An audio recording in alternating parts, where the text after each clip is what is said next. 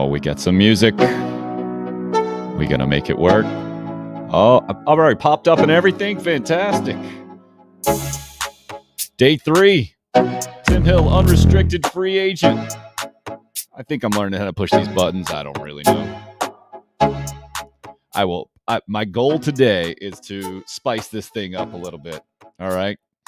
We'll spice it up. And we've already started with your help this morning. We got the question up and rolling on Twitter. And thanks for joining us, however you're joining us. Live streaming it up.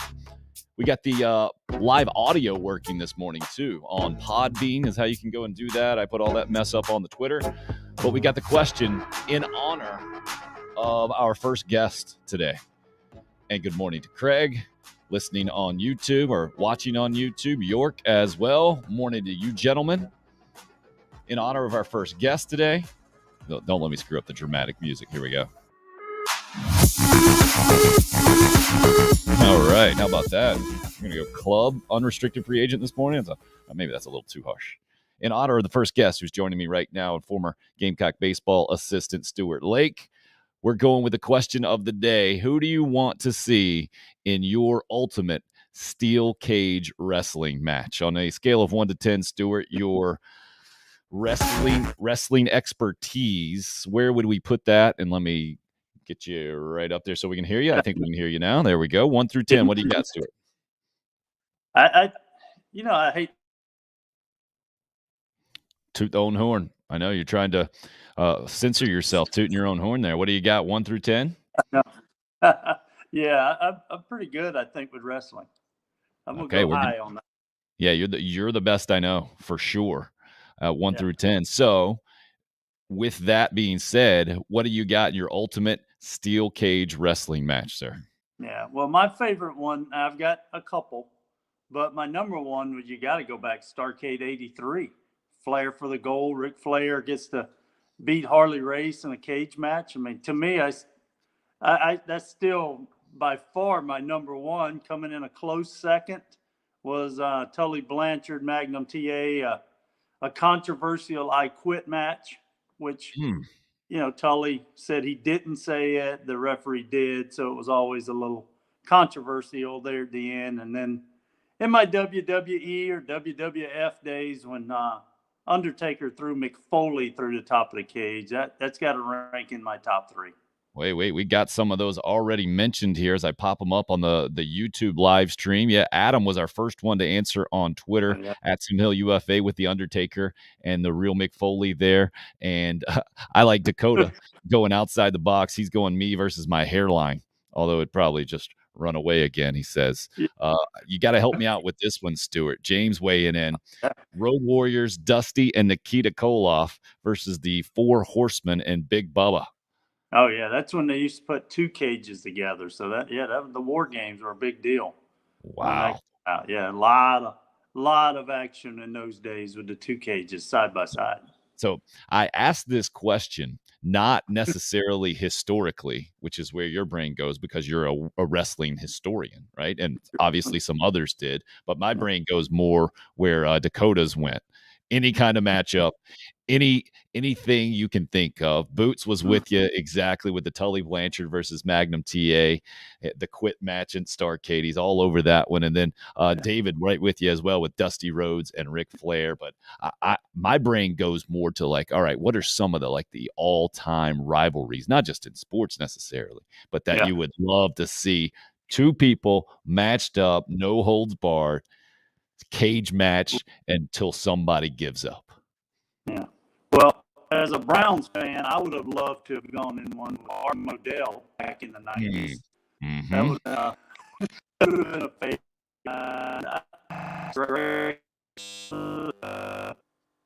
Get a Stuart in and out there with the audio. Let's see if that phone's going to cooperate here in a second.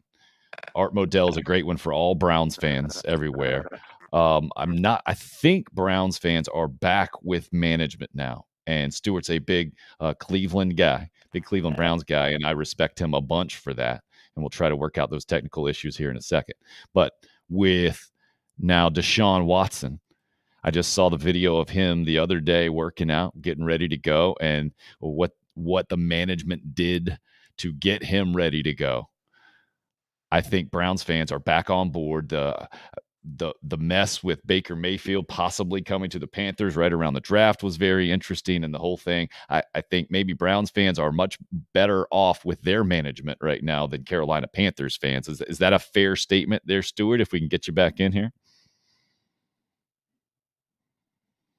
Oh, he's got that popping in and out, and now his phone doesn't even want to cooperate with him. So we'll continue to try to work through those technical issues with Stuart as we roll on this morning. But really appreciate all of you joining us. However you're doing it, we got the YouTube live streaming, we got Facebook live streaming, up and rolling on Twitter as well, and now this morning for the first time, I think we got the audio up and rolling on the Podbean link as well, which you can find all of that stuff on Tim Hill UFA on the Twitter. And I see Stuart up and rolling now, moving a little bit. Let's see if we can get back to hearing him where we just get to see the eye candy. Are you going to be eye candy for us today, or are we going to be able to hear your thoughts as well? Oh, he's adjusting now. The audio still an issue for Stuart on that end. We'll work through it. It's all part of live streaming internet fun here on day number 3. So York, Craig, first guys in on the live stream, Anthony as well. Sean, a big WWE fan. So, Sean, you got to weigh in then. If you weigh in via Facebook or YouTube this morning, I can pop your comment right in here and we can all see it. The Twitter's a little goofy, so I had to get those ones from before, and that won't pop right into the show. Jason weighing in as well. RL and Hope, great to see you guys. Craig going a little bit outside the box, and you're not the only one. We had another one weighing in on this one on Twitter with Bryson Deschambeau versus Brooks Kepka. And that might be the best rivalry in sports right now. I'm trying to think mano y mano, where there has been maybe more drama right now. Maybe you would go, it's not one man versus another man and Phil Mickelson where he's at just versus golf or versus the PGA Tour or versus Saudi Arabia right now. But, I mean, the fact that he didn't play in the Masters because of that mess is crazy. Just reading an article yesterday how that Greg Norman, who's in charge or kind of created this other alternate tour to try to get the world's best players and is backed by Saudi Arabian money, basically, big money people from over in Saudi Arabia. He says that it was all set to go until his article was published with his comments, and that thing kind of blew up in his face. So maybe that's what you got to say when you're in charge of something. But interesting subtext to the golf world these days for sure, coming off the Masters, which I don't know about fantastic as usual, but good to see Scottie Scheffler win. Another kind of a new face, but a guy who's dominating golf by and large these days. And just rolled through the Masters. I was looking for a little bit more drama, but I was not sad to see a guy like Scottie Scheffler end up winning that sucker. All right, looks like we have a relocation effort from Stuart Lake over there. Let's do this in live time. What do you think, Stuart? Any better? Oh, no, still no audio on my end, man, with you on that one. Maybe you can just shut it down and pop back in, and we'll try that way. But Stuart Lake efforting over there, former Gamecock baseball hitting coach, coached third for a long time, had a couple of different stints with the Gamecocks, noted Browns fan and wrestling expert. So we'll get him back in on the program. Speaking of Gamecock baseball, they're playing tonight, North Carolina A&T, the midweek game going to Texas A&M this weekend, 9-12 now in SEC play, right around 500, a couple of games over now after that big sweep against Alabama last week. And the program's just not where Gamecock fans are used to it being. And it is going to be a really interesting end of the season for sure. We'll leave that conversation right there for now. Wanted to touch base on the larger picture right now. Day number 3 for us. Really have appreciated the first couple of days, all the guests that have joined us. If you did not catch yesterday's show, former Gamecock All-American, national champ, 2-time national champ, one of the best pitchers in college baseball history, Michael Roth, joining us at length. Great times. Very honest with his thoughts and takes, and really had a good time with him. And my buddy Brian Glenn pops in and knows him pretty well, and had a great time with those guys. We started yesterday's show off with Eric Kimry on the football side of things from the Gamecock perspective, and really got some great insight from a guy who was on Shane Beamer's first staff, longtime high school coach, won a bunch of state championships, and now getting back into high school, but doing it outside of Columbia, South Carolina, really for the first time in his life. A guy who grew up here, went to the University of South Carolina, ended up throwing the legendary fade, and then turned his professional career into a high school head coach at Hammond, 13 state championships, I think it is, something ridiculous. Was on the way to breaking John McKissick's national record for high school wins, and then got the opportunity to join Shane Beamer's staff. Did that, coached the tight ends last year, and now back in the high school game. Said it was a really tough decision and is looking forward to the next challenge. But I think what I got from Eric the most yesterday is kind of what I've told you guys the last couple of days, that whole egocentric utilitarianism. What you want to do the most is what's best for the world. And I think that he thinks it's being a high school head coach at this point. And now he's going to try it in a different place over in Chattanooga with the Baylor School.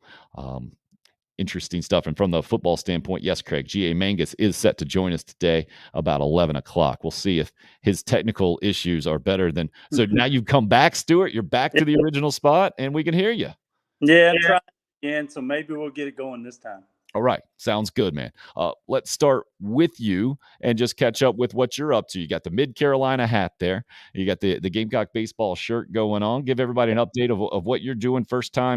This is your first season out of college baseball in a while, isn't it?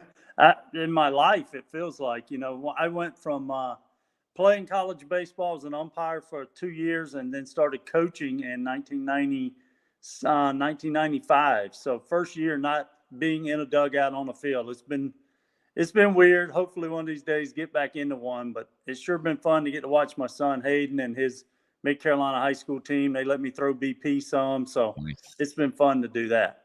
At Stuart_Lake, where you can follow him on Twitter, and professionally in the insurance game a little bit right now as well. So you guys make sure and hit up Stuart there for anything you might need there. We were scheduled to have a couple of your former players, a couple of your former sluggers this morning, Wes Clark and Brady Allen. And can we tell everybody what happened with Brady in that situation? Yeah, it's funny. We get back. They had a playoff game last night. Hayden did. So I'm sitting here by 11:30. Brady calls me and says, "Coach, I won't be able to go on tomorrow. Our manager got mad." I'm picturing like Bull Durham maybe. And we've got mandatory weights and conditioning in the morning from 9:30 to probably about 11:30. So, and I was hoping to get him with Wes. And then when we lost Brady, there's such a tag team. Wes wants to come on with you next week just when those two guys can be together and tell stories. So, yeah, I was hoping to see them. Haven't seen them, really since December when they were here. We did some camps together in the Columbia and actually up in Clover at Sheldon Brown's place. So was really looking forward to seeing them too. But yeah, must have had a bad game on Brady's team last night. Lollygaggers, right? Lollygaggers. Yeah. From Bull Durham, a bunch of lollygaggers. So as you say that, I went up and was doing some research, seeing how Wes was doing in his first year there in the minors. And I go to MLB.com today, MILB, sorry, the minor league baseball spot. Right. Here's what I see. Look at that. Brett Carey making quite the splash. This is the headline page there. This is the main story. And apparently Brett had another great start last night, 7 shutout innings there. The Rocket City Trash Pandas, the best name in all the baseball, right, over in Alabama.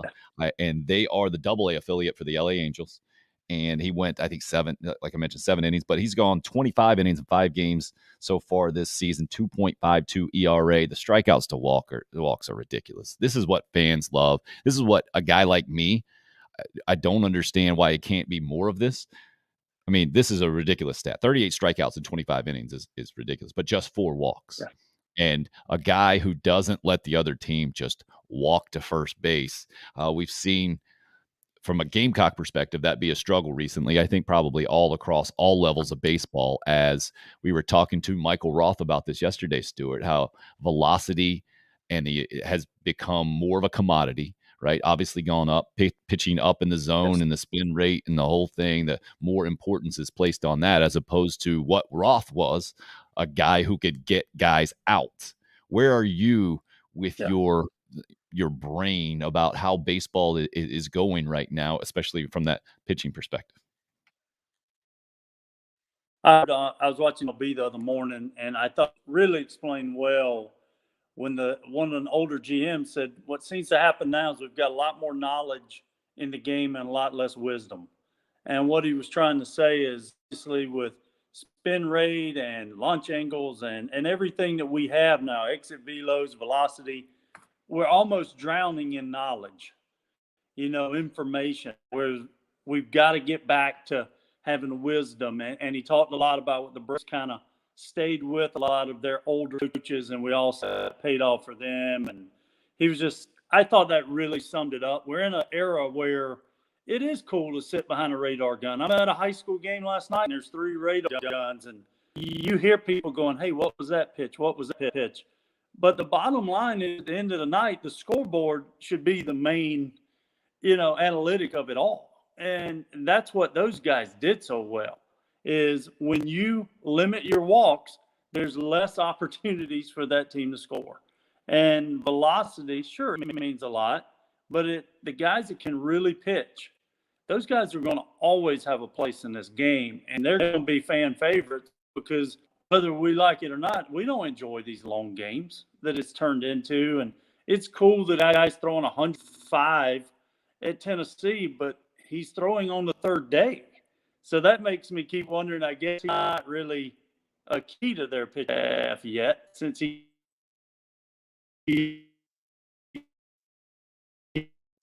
keeps That was a good coming run. We in made on it the third. almost a He solid got some minute and a main half there guys. with Stewart as he and popping back in and out. Let's see. What do you think? That audio back with you now? He's about to go on the move and get frustrated with it again. I don't blame you, man. Yep. I think for some reason, I think it eventually will cut out on you if it fights enough and the whole thing. The digital world right now, what we're dealing with technical issues with Stuart Lake. That was a great line, though. Full of information, but lacking wisdom. And I mean, I think we can apply that outside of baseball in a lot of ways, with where we are in a lot of different things. This, I think, comes off the tail of Moneyball and adding everything in there, getting Harvard guys involved in baseball and major leagues and trying to exploit some deficiencies, right? A lot of organizations weren't using the data to the best of their ability. They weren't using it to win games. And Billy Bean and the whole thing, that story. But then it seems to be a bit of an overcorrection, I think, is kind of what I'm hearing. And baseball's trying to find the sweet spot for the baseball reference about using information that you get from kind of outside, or all the information, all the data. And then also, hey, man, you got to be a baseball guy. And sometimes you got to go off of feeling. You got to have some intuition. You got to you got to know your players and your human beings, and the humans out there are making or have to make the plays and have to make sure you win games. That's kind of where I'm at with that, Stuart. You? Oh yeah, very quiet guy, very quiet. So we'll continue to work with Stuart. Maybe we can get him in the sweet spot in his house with the technical difficulties. Now, as we do that, we'll continue to roll on this morning. Appreciate Jenny weighing in this morning. Congrats on the new show. Appreciate that. And Craig mentioning Matthew Becker again. The definition of a guy who can pitch, change angles, leg kicks, etc. The lefty freshman from Chapin High School for the Gamecock baseball team right now has shown that to me as well, Craig. I'm with you. But he also throws the ball pretty hard. But for a team that has struggled this year with consistency on the mound, like Gamecock baseball has, to me, he's a guy that stepped up. You got to have more guys like that. The difficult part is to be able to project from high school to college. And then even when you get into college, right? A lot of junior college guys or freshman to sophomore and the whole thing, project guys who can get it done. And you got to get it done at a certain level, right? Throw in strikes at 85 miles an hour or 88 miles an hour sometimes isn't good enough unless you have ultimate location. And you see a team like Tennessee who's hitting home runs at a near record-setting pace, not a college baseball record-setting pace, maybe a recent college baseball record-setting pace, but leading the country. And you can't make mistakes at a certain velocity to those guys, or the ball gets hit out of the ballpark. I get that. But also, you can't have a pitching staff that you can't trust. because that's what it comes down to me. And I think that's part of the frustration from a Gamecock perspective, certainly from a coaching perspective, I'd imagine. And that's why I'd love to talk to Stuart a little bit more about that. Being in that clubhouse, confidence is so key in baseball. Throughout, it permeates throughout the team, right? And you do have pitchers separated from hitters for the most part. And we've all seen hitting is contagious as the cliche. And that's not an analytic, right? You can't figure that out from a bunch of data that, hey, if the guy in front of you, I think there's something in the back of our brains as humans. When you see someone have success that is in the exact position that you're going to be in, your body somehow recognizes that and it translates to your brain subconsciously, completely, obviously. And it keeps going and going. It can keep going and going and going. That's the only way I can explain that hitting is contagious, right? And I think we know the reverse of that is true, right? If guys don't have success in front of you, struggling all day, then you can have a seemingly average pitcher shut down a good offense. And you see it in college baseball all the time in these midweek games, right?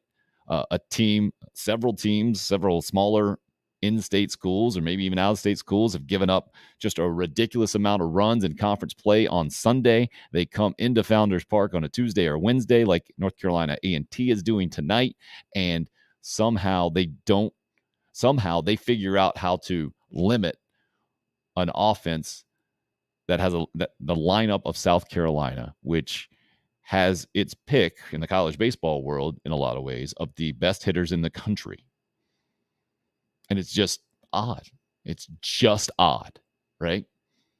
So Major League Baseball leads the way in all of this. And talking to Trey Dyson on Monday, Michael Roth yesterday, Dyson's a big fan of the opener and now is helping out at North Greenville, where they're rolling in their Division II program, as always, into the conference tournament this weekend. But it's really interesting to see how different coaching staffs handle it, and then how the players and the teams react, because that's what it's all about, right? You can handle it the ideal way, but if your players don't react, well, guess what? It wasn't the ideal way, or you don't have the ideal players. And I think that's, from the fans' perspective, the difficult part to figure out when a program isn't at the level that it needs to be. Because Kevin O'Sullivan at Florida is, we all know, heck of a coach, one of the best in the country. And yet they are one game behind Carolina. I think they're sitting at 8-13 overall in the SEC standings this year. Tim Corbin, one of the best coaches in college baseball in the last several decades. They're one game better than Carolina is this year. They're sitting under 500 in SEC play at 10-11. While the Gamecocks are 9-12 after the big sweep, and we'll see where it ends up. Dustin and Matt joining us this morning via the YouTube live stream. Great to have you guys in. Question of the day: steel cage match. Who is your ultimate steel cage wrestling match? Put that out on Twitter a little bit earlier this morning to pop some of those up there. Brian weighing in, and my buddy Lou Bijak at the state newspaper has retweeted this thing. I think he's a bit of a wrestling guy as well. So Brian, Lexington baseball head coach over there, going with Lou versus Chris Deering, a couple of the state sports writers. That would be a good one. And that's where my head goes. The outside the box ones. I'm trying to think. I would love, like, this is how old I am, just to let you guys know. So first thing that pops in my mind, a bit out of the box, is Bird versus Magic. Magic versus Bird back in the day when I'm just coming to age in basketball, born in 1977. So don't remember the Larry versus Magic NCAA tournament championship, Indiana State, Michigan State. But those early Lakers versus Celtics matchups, man, that is basketball to me. That is when I started paying attention to basketball, and it just so happened, for those of us of that age, it was the golden age of the NBA. And then Michael Jordan takes over, and I'm a huge Jordan fan, and it goes from there. So then I'm starting to think as well, what about who would I match up with Dennis Rodman, who has gotten the wrestling game, I think, for a little while. And that would be interesting in so many ways in a steel cage match. So trying to go outside of the box there. Doesn't have to be certainly historical wrestling cage matches. And it doesn't have to necessarily be like Craig, who mentioned Bryson versus Brooks, which would be fantastic, wouldn't it?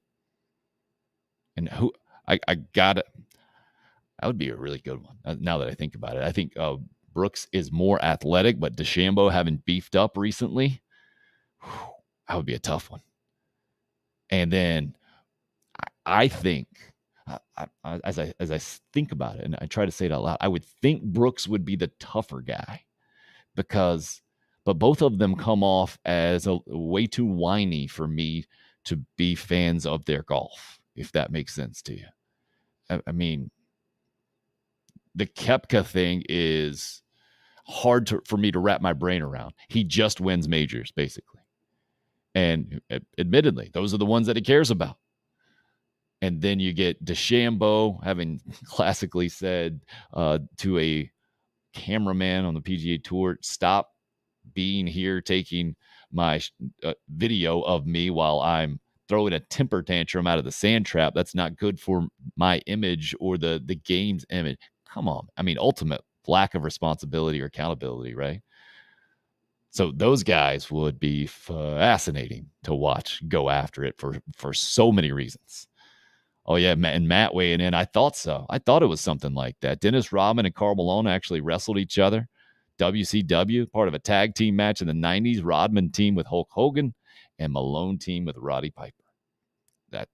That's the stuff I'm talking about there. Except I want to see the non-scripted professional match of just, hey, get after it. Who you got? Who do you want to see get after it these days? I'm sure plenty of names might come to your mind in multiple ways. If we're going Gamecock specific, the one that popped in my head, especially since we're talking Gamecock baseball, and we'll try to get Stuart to weigh in on this one. Ray Tanner versus Jack Leggett.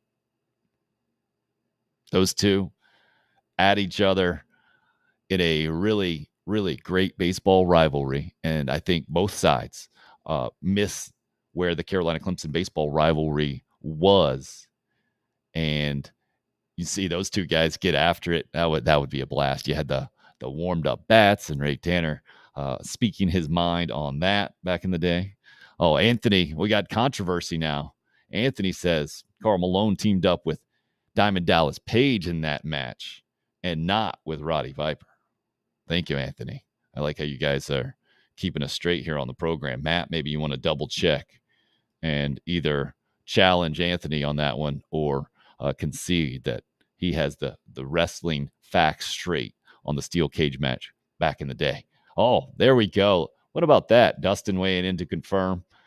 All right, another outside the box. Matt's going to go with Kirk Herbstreit versus Joe Buck. And he admits it was DDP. All right. How about that? See, in this world, even on a show, we can admit mistakes, move forward. Everybody moves on in a good mood in the same direction. And that's how we sit here. From a sports perspective, I think it's a great time. You got the NBA playoffs up and rolling. I watched a little bit of the NHL playoffs last night. Overtime. I need to check to see who won that thing. It was overtime with the Rangers and Penguins. That's when I turned it on. I was like, oh, I'll watch Stanley Cup playoff overtime. Absolutely. And they play, I think it was just 10 minutes and they didn't score and it was going double overtime after another intermission. And it was bedtime for me. So that's kind of where I'm at from a hockey perspective. NBA playoffs, I've watched a little bit of the Warriors, but that's about it.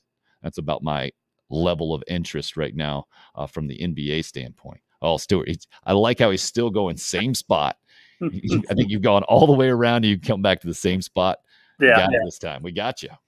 All right. Yeah, that's what I've done. So if I fell on you this time, then you just get me in a cage match after. It'll be you versus your phone or you versus the internet, I think. It'll be a short match if it's me versus my phone. I can tell you that. I mentioned the possibility of Ray Tanner and Jack Leggett back in the day in the old steel cage match. You having been on Ray Tanner's staff and then come in after that and join Mark Kingston's staff. how do you sum up the Carolina Clemson rivalry and maybe seeing a little bit behind the curtain from those two guys? Yeah, it was definitely different back then. We still pick on Coach Tanner about the bat warmers and different things like that, but it was just a different era too. I mean, our programs were so different, and the way we were doing it, we had become the in-state and JUCO kind of team, and Clemson seemed to have more of the blue blood type recruits and a lot of northern kids on their team. So it was fun to be a part of that. You look back, there were so many great people in those things. I mean, from our side, Coach Tolman and Coach Myers, two guys I still highly respect, and Tim Corbin, Kevin O'Sullivan, John Pulowski. I mean, there were some great assistant coaches involved in this. And then a little bit different from me with Coach Kingston and Clemson, because Monty and I are such good friends.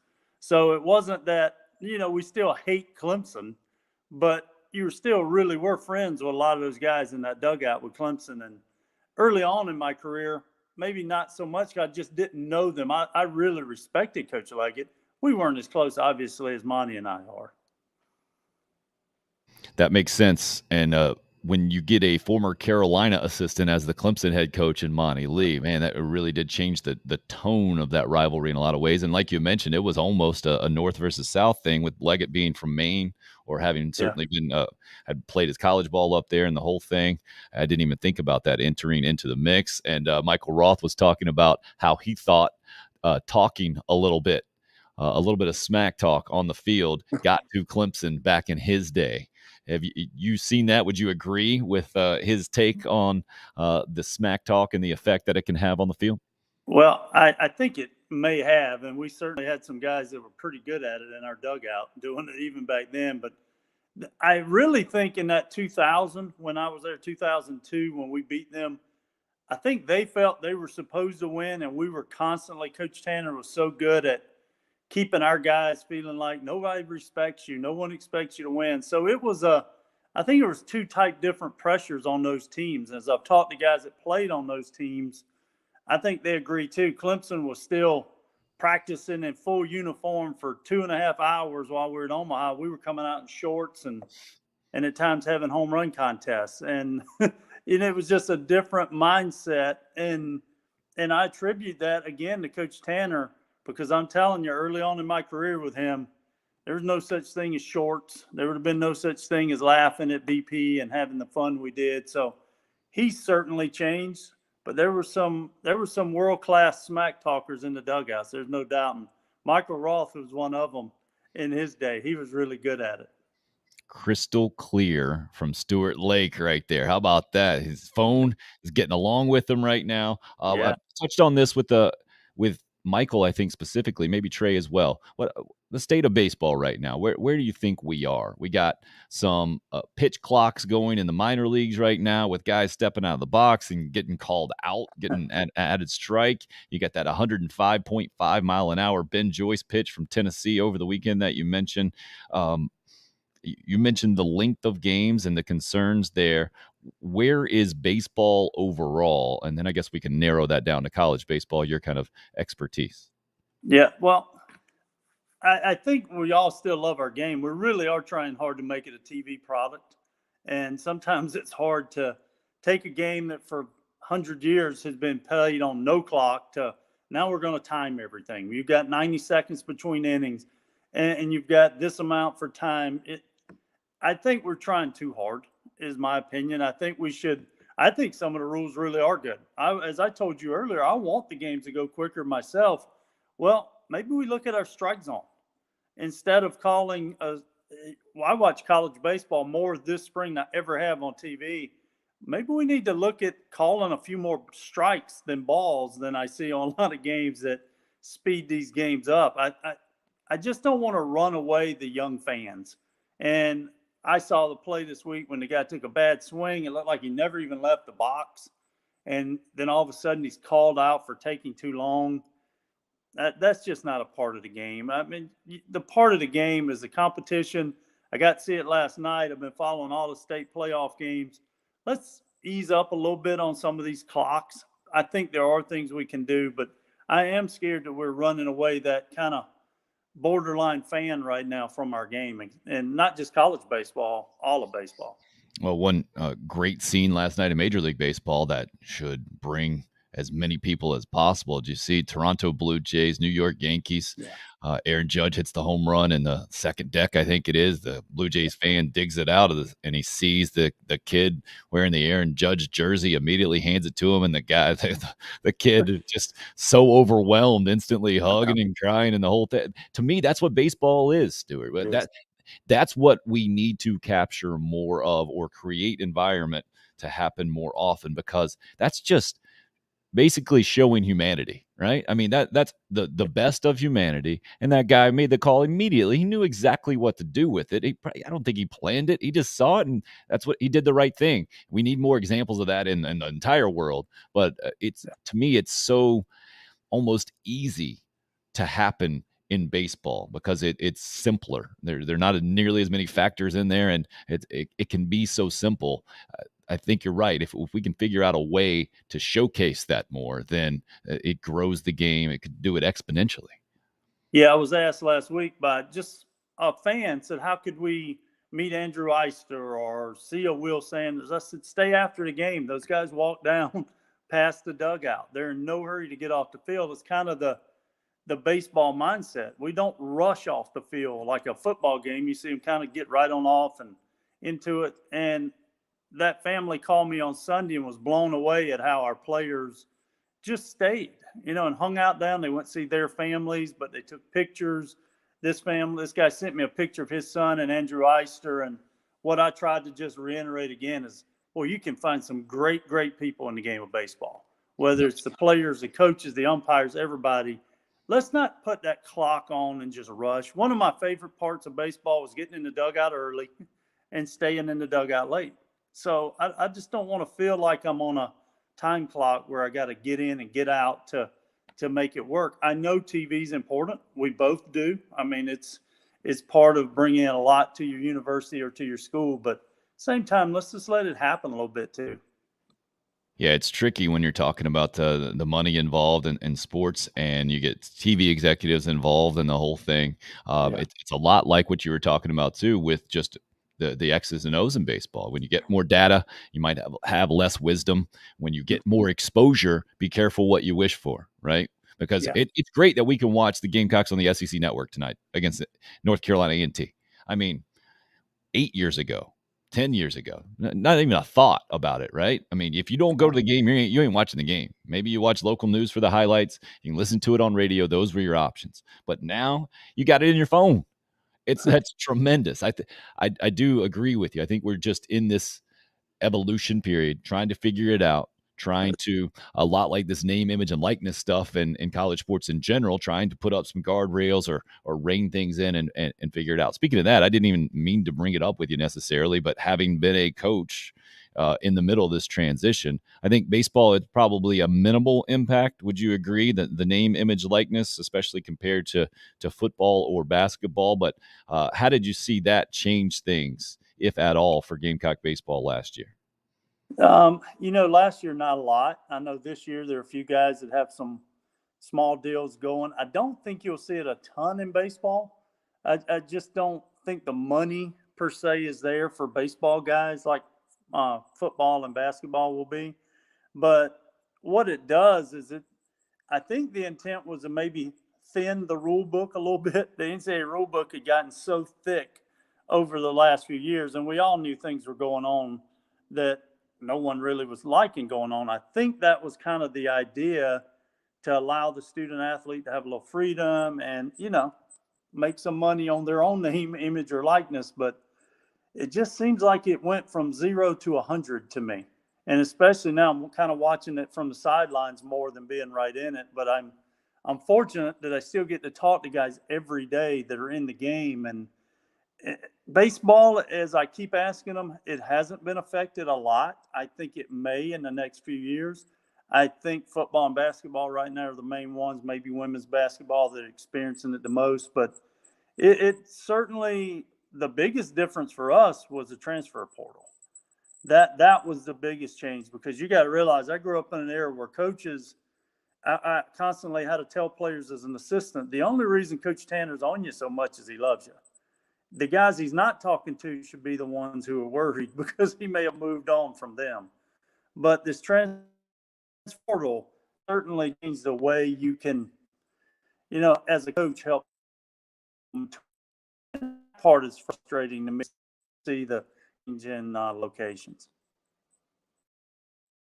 Heck of a run there with Stuart Lake's audio popping up on the cell phone there. The technical issues sneaking in on us again. I want to hear more about the transfer portal stuff because I feel like it is the old school mentality, right? That the transfer portal is bad for the game or college sports in general because where's loyalty in sports, right? Well, the old school mentality is you got to have some loyalty.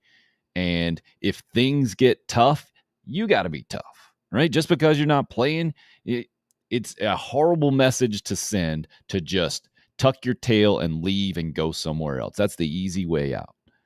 But the show is called Unrestricted Free Agent. I'm not of that old school mentality only. I am of that was a bit of an archaic rule, I think, to make players sit out an entire year if they want to transfer when a coach can do it instantly.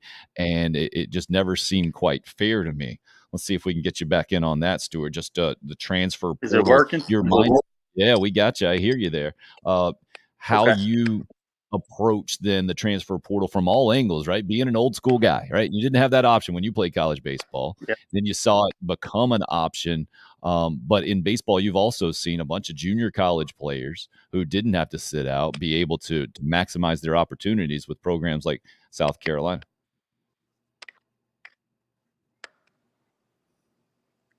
Oh, is it a dramatic pause? I think we still got you there, Stuart. I see it just fine. I can hear you. Yeah, I got you. All right.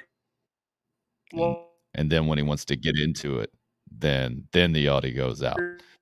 We're gonna have to check the cell provider out there for Stuart Lake if you guys want to pop in for that. You want to get a crowd fund going for that. Maybe we'll try to get a better internet connection, or actually, I think I could probably make it happen a different way. But on day number 3, we're gonna work through it. Actually, surprised it hadn't happened before now. Stuart Lake with great insight there from the college baseball perspective. But what about you guys? Where are you at with the transfer portal? I think it was Jan who weighed in yesterday and said the name, image, and likeness. He's not for it. He thinks it is negative for the game. He doesn't want to see college players paid. And I can understand that to some degree because part of what we love about college sports is purity, playing for the school, playing for the love of the game in a lot of ways. But as Michael Roth put it very plainly, that's not what it's all been about. And let's not pretend that it has. So in my career, I started out in TV working in a little town out in Texas in Abilene. And Abilene Christian University is the big school there. They're Division II. Hardin-Simmons and McMurray are Division III places. What those places taught me is that those are guys who love the game. You're playing JV Division III football. You're playing it for the love of the game. All right. When I came back to Columbia, South Carolina to start working there at 25 years old or so, I think I saw it a little bit differently and wasn't buying the college athletics amateurism sell that you hear kind of by and large. Let's see. Oh, we changed locations now. Stuart's looking bright and clear. Let's see how he's sounding over there. Yeah, maybe, possibly. Yep, I think we got you. Yeah, I'll give you one more try and then I'm fired. The transfer portal from a guy who has been around college baseball for a long time. I think it's probably an unfair question to say good or bad, yes or no. I'm sure it's somewhere in the gray area, but I guess with your take kind of blankly throwing it out there, what do you think about the transfer portal overall in college sports and then specifically for baseball? Now he's fired. I think we got to fire him today. heck of a run. He's going into it as well. I see the video, but the audio just not coming through. Stuart Lake, appreciate him joining us this morning, and we'll try to get the technical issues worked out. Thanks for hanging with us there. But because to me, I think overall, in the big picture, if I'm going to answer my own question there and be that guy, transfer portal, great for college athletics. Great. And if we're going the pecking order, number one, it's great for players, which this thing should be all about. Number one, should start there. We got lip service that it's all about the student athlete experience and the whole thing. We all know that those words aren't backed up by actions a lot of times with the people in charge. But that's what this is. The portal is. I get it. I think the fans are way down on that list, right? Unless maybe you want to talk to Gamecock football fans specifically this year who have Spencer Rattler ready to roll. A guy who was a preseason Heisman Trophy favorite this time last year, which as I say that sentence out loud, mind-boggling to me. But that's what's happened. Get a guy, and he's got his target as Austin Stogner as well at tight end, who had a big reason why Spencer Rattler will be playing quarterback for the Gamecocks next year. And without the transfer portal, you don't have that. Now, you also have guys leaving programs. This Pittsburgh situation with Jordan Addison, the wide receiver, Bolitnikoff Award winner. I don't think it's good for college football that he's going to leave to go to Southern Cal for $3 million in a house as things are being reported. And that's certainly not official yet. Last I checked anyway. Is that great for college football? I don't think so in general, but it's going to be really interesting to watch. I'm much more interested to watch Jordan Addison now at Southern Cal than I would have been at Pitt, returning coming off of the best wide receiving year in the country. Even though he's a great player, that story is fascinating to me. And then how Lincoln Riley is going to manage that, going to manage his transfer quarterback from Oklahoma and Caleb Williams and coming in as a new guy, getting paid a ton, coming off a great run at Oklahoma. All right, how is that all going to be managed and what does it translate to on the field in college football? So generating headlines this time of year, I think the NFL has shown us ultimately that's good for your game. I mean, the fact that the NFL draft was just the circus that it was in sports for the last week or so. Remember, it used to be a conference call. That's what the NFL draft was. And my kids, 7 and 9-year-old, my two older boys, were all about wanting to watch the NFL draft, And I was trying to watch baseball, I think, instead. I was like, man, you guys know the draft, they're just announcing names, right? That's it. And after the Thursday night, I watched pretty much start to finish. First round, interested. Second and third rounds, okay, I'll take a peek there. But that's Saturday day, 4th through 7 rounds, 4th through 7th. I was listening. They made me turn it over at one time, and they were playing some kind of game on the NFL Network, and it sounded like Rich Eisen was just counting the seconds that he could be done. He's like, and we're 24 picks away from wrapping up the draft or something like that. It sounded like they're done. It's a marathon, and it's a TV show, and it's done for that, right? To keep people talking about the NFL. Mini camps, I think, by and large, are set up that way. I don't think it's probably the most ideal. I don't think they sat down and talked to the team and said, all right, exactly on the calendar, where do you want this that will maximize your team come game number 1 or for the entire season? I think they spread out the calendar. They keep people talking. The deadlines, the trade deadlines, free agency signings, the whole thing. The NFL has laid a great blueprint, has shown the way in sports to become the monster that it is right now. The overwhelming sports behemoth in our country. College football isn't that. College football is popular, don't get me wrong. But I think when you go, especially in my head, I go to the games that have the largest draws, the biggest ratings. If you go like the top 50, even TV shows, the NFL overwhelmingly dominates that. 40 out of 50 or something crazy. And usually there's a college football, maybe a handful of college football games on that list. And then sometimes you get like some season finale of a reality show or an award show that'll sneak into that top 50 list every single year here in the last several years. But by and large, that's it, man. It's the NFL dominating, and they do it well. But the product is pretty amazing. And that kind of goes into the time of the length of games from a baseball perspective, what the way that the NFL does it versus college, that 3 hours, it's usually done in those 3 hours, and it's done very efficiently. In college football, you can get these marathon 4+ hour games, which I don't hear people complaining about too much necessarily, but I think the numbers kind of bear out that it's just not the ideal television product that the NFL has become. So I think the transfer portal is a huge plus for players. Number one, I think maybe for interest to the casual fan. Number two, and maybe not because it's a little bit more difficult to figure out who is where, but that off-season buzz that we know all about in Columbia, South Carolina, when we're talking college football 365 days a year, when there's something going on in some kind of way almost every single day. And recruiting drives that a bunch.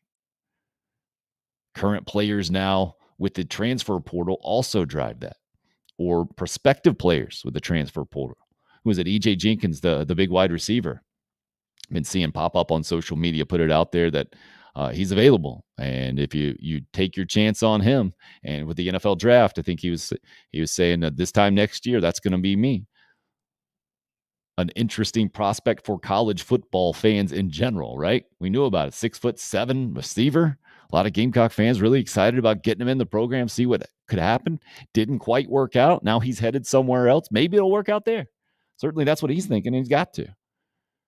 But just from a college football interest standpoint, I think the portal, the transfer portal, not penalizing players from moving one school to the next is a good thing. And I think I randomly stumbled upon Spencer Rattler's dad on social media the other day on Twitter.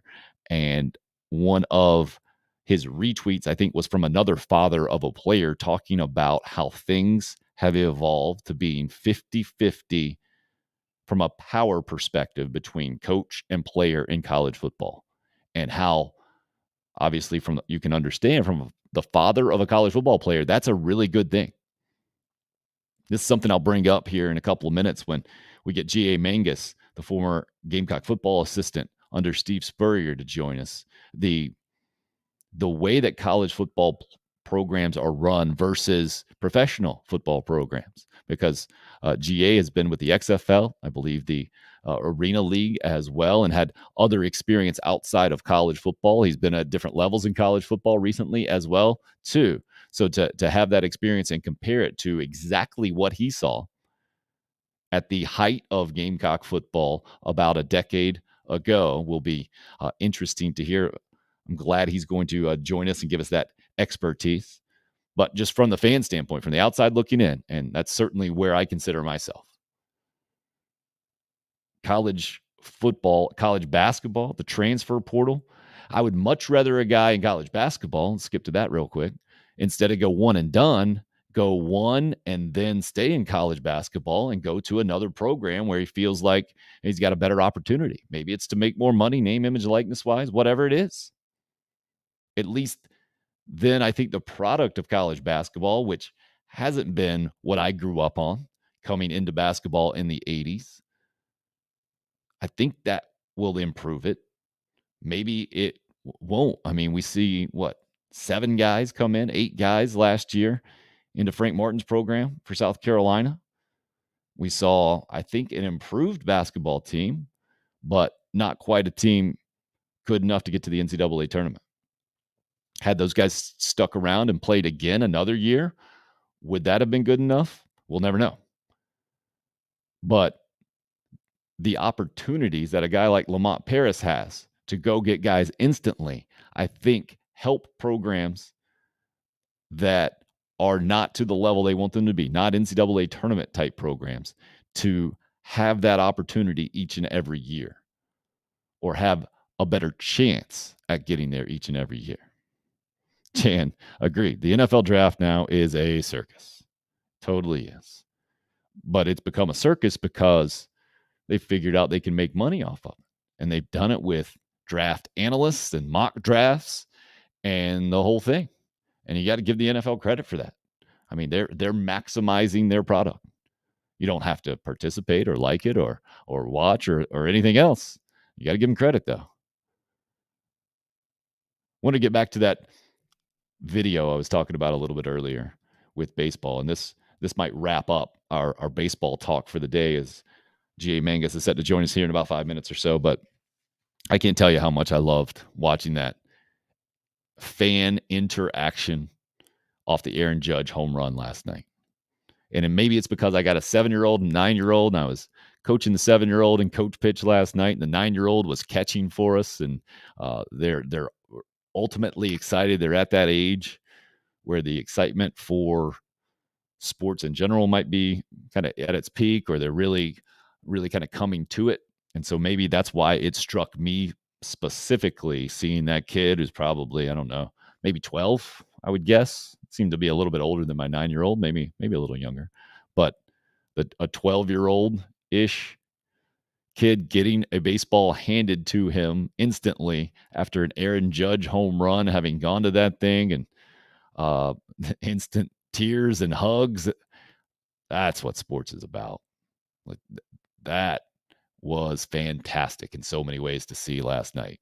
And if you're one of those people who tune in this morning or listening in at any point, and you're convinced that the world is a screwed up, evil place that has no chance to turn around, and all things are against you or against us as people, I hope you see that video and you can maybe get a glimmer of hope, have a smile, some brightness added into your day.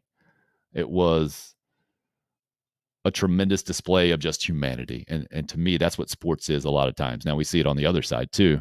The image that pops in my mind is this year's college baseball game. I think it was a JUCO game out in Texas where a guy hits a home run and is taunting the pitcher around the bases, and the pitcher just goes full speed as the dude's rounding third, and takes him out. Something that I never thought I would see. That's the exact opposite, right? And that's what life is in a lot of ways. You get the best, you get the worst. If you have kids, I think you maybe accelerate that and you see it instantly. Especially maybe that's just my 2-year-old, right? So amazing in so many ways, and then so challenging in other ways, and it can flip real quick. So maybe I'm more attuned to that these days than I have been before, just because my kids have taken me there. But that scene in Major League Baseball last night. Also, I mentioned former Gamecock Brett Carey on the homepage of minorleaguebaseball.com, MILB.com. Another reason why you see the line there, and the fans in the stands have been feasting off a couple of foamy souvenirs he's helped provide at Toyota Field. First of all, Rocket City Trash Pandas, best name in sports, near Huntsville, Alabama. That's why it's Rocket City. And Trash Pandas, I got no idea how they came up with that. Maybe you guys can help me out with that. Do a little research and hit me up in the comments here if you're doing the YouTube live stream, Facebook live stream, checking Twitter as well. But one of the reasons why he is a story that's easy to attach to and write about, a couple of foul balls have been popped into the stands there in those home games with the Trash Pandas, I think. And apparently there's, I guess the first one, either it splattered some beer. I don't know if the ball hit it or the guy who was trying to catch the ball kind of splashed his beer. And then kind of just in celebration of catching the ball, he turns the beer up, finishes it. And then it happened again last night with a female who actually caught a foul ball that Brett Carey was on the mound for. And then they talked to Carey after the game, and he says, yeah, I had no idea why they're going nuts, the stands. I had no clue. Like sometimes they'll pop up, get loud on the video board at the stadium, and that will be the reason. But he looked at the board, didn't see anything. And I think maybe afterwards, the reporter talking to him, or maybe his teammates had to tell him that, yeah, they're just downing a beer. It's the new tradition brought on at the Rocket City Trash Pandas game with Brett Carey on the hill. And if you missed those numbers, the former Gamecock, absolutely tremendous. Double A, LA Angels, 5 games, 25 innings, 38 strikeouts, 4 walks, and a 2.52 ERA. So off to a tremendous start in his professional baseball career. Had a really good career as a Gamecock pitcher, so no surprise there, but maybe a little surprising just how dominant those numbers are in professional baseball, where it can be a big adjustment. And looking forward to having Wes Clark and Brady Allen on the program with their former coach, former assistant coach, and Stuart Lake. We'll do that another time. It's classic baseball, isn't it? That Brady Allen's team last night did not please their manager. So the manager says, mandatory weights today, gentlemen. And so that's why Brady couldn't join us, and Wes wanted to pop on with his former teammate and the whole deal. Totally understand that. So we'll do that another time, hopefully here in the next several days or so. But what Stuart was talking about, his first year being out of college baseball in a long time, maybe 25 years or so. What he misses the most, being around the guys, around the dugout and the clubhouse and the whole thing. And that's what you hear by and large from former players and coaches. And I'm guessing G.A. Mangus can probably identify with that, but especially in baseball, I think, because you spend so much time. Now, you do spend a bunch of time in other sports. I'm not trying to say that baseball is more committed. It's just different, right?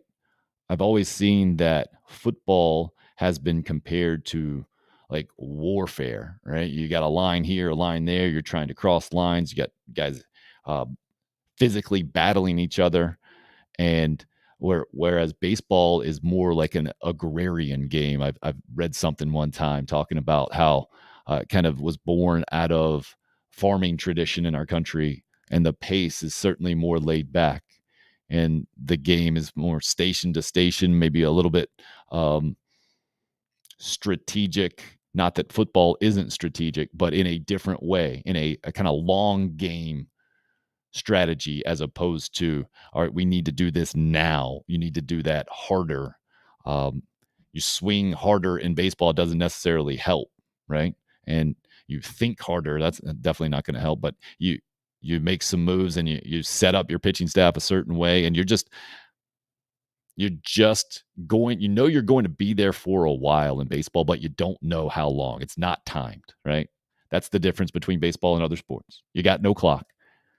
And I think knowing that, you go into it with a different mindset than other sports. You don't know how long it's going to be. Oh, I think I retweeted it last night. I might not have. Great small college baseball scene. There was a rain delay. And if you've ever been around college baseball with rain delays, they can be interesting. Let's put it that way. You get a bunch of guys, 18 to 22-ish years old, within a relatively small space with nothing going on and no end in sight. And things can get really interesting. Apparently, this one guy has the talent of balancing things like on the bridge of his nose, I think, or maybe right there in between the eyes. But he started with like a hat and then a helmet, and then it just kept getting more ridiculous and more ridiculous and more ridiculous. And it ended up being like a massive, I think it might have been the pole that they wrapped the tarp around, because it was huge. You couldn't even see the whole thing in the shot. It was out of the shot, and it was ridiculous. And just that, as all his teammates were right behind him cheering him on, and you got the other dugout over there watching. And a lot of times these things become competitions, right? One dugout comes up with something. Usually it has to do with the tarp, and you got guys running out there and sliding. And then the other dugout comes up with another thing. But this one it was fascinating for so many reasons. Baseball gives you that just naturally. You got the time, you got so many people there. You usually have some interesting personalities, right? You got a lot of those guys who are hyper focused and intense in the whole thing. And that's the way they approach baseball. But then you got guys that do it from outside the box and are much more creative thinkers, I guess might be the best way to put that. And man, that one was above and beyond what I had ever seen when I saw that on social media last night. Let me double check and make sure that I retweeted so you guys can check out what I'm talking about. At Tim Hill UFA is where I'm at on Twitter, and I think we're there pretty much all over social media. But the only reason I don't retweet these things is to get them to be redundant. Yeah, this was from Stephen Schock, the Virginia pitcher who came in to Columbia last year and now has graduated and has a very interesting Twitter feed. But the exact team this is from, I never heard of. Missouri SNT. No idea what level that might be. I guess I need to look that up as well. And then the guy who is doing all this stuff, his name's Cole Hampton. I think it's a really great thing about social media is that we can instantly find out all this stuff just via the internet. But fascinating for me to see, and a great scene. Go check that out if you want to. Another reason this time of year is a good one for sports, where if you're a football fan, yeah, it's kind of the downtime of year, especially after the NFL draft. No news expected to come out of the NFL or really college football for a little bit compared to other times of the year. But you can focus on baseball a little bit, where the regular season now several weeks in for the major leagues. In college baseball, just a couple of weeks left. And a program like Carolina baseball has to start winning some games real quick. Has to win a lot of games, just like they just did against Alabama, if they have any kind of postseason chance and want to make a run in the SEC. It starts with Texas A&M on the road this weekend. Texas A&M 12-9, I believe, in conference play, where Carolina is 9-12. Yeah, A&M tied in a three-way tie, to be exact, with Auburn and LSU for second place over in the SEC West. I guess that would be third overall. Tennessee running away with things right now in the SEC at 19-2. Arkansas on top in the West at 14-7. And then you got those three teams in the West: Auburn, LSU, and Texas A&M, along with Georgia in the East, all with 12-9 records. Everybody else under 500, led by Vandy at 10-11. Alabama, Mississippi State with identical 9-12 records, along with South Carolina. Florida, one game behind them. I mean, you're talking about Mississippi State at 9-12. Florida, a game worse than that. Kentucky, who Carolina will get in the last regular season series, I believe, at 7-14. Ole Miss at 7-14. Gauntlet. SEC baseball, absolutely ridiculous gauntlet. Not too surprising. I know you guys know it. G.A. Mangus efforting to get on the program at this point. Looking forward to hearing some old stories and some insights about the best times of Gamecock football. 2011, 2012, 2013, throw 2010 in there. So 11, 12, and 13 top 10 finishes. 2010 SEC East champs, losing to Auburn in the SEC championship game. Cam Newton in the Heisman Trophy year, and the mental image was the Hail Mary right before halftime that kind of did them in. You had Steven Garcia hitting Patrick DeMarco early on for a touchdown, and Carolina was kind of matching Auburn score for score, and then the offense kind of ran out of steam, and Cam Newton and company never did. And Steve Spurrier, I'll never forget going into that post-game interview, and I think, I am convinced, and maybe GA can confirm this, but totally confident that Carolina could win that game. I mean, remember, this wasn't Cam Newton Heisman Trophy national champion yet, right? He was still in the process of making this happen, and Carolina gave Auburn a heck of a game earlier that year on the Plains. But it just kind of unprompted, I think, or maybe he was just doing the recap of the game. And he looked over at a writer that he'd known for a while. He was like, "Yep, still hadn't won one here. Still hadn't won an SEC at South Carolina." And unfortunately for the Gamecocks, it never happened, and that was as close as they got, even with those top 10 finishes the next 3 years.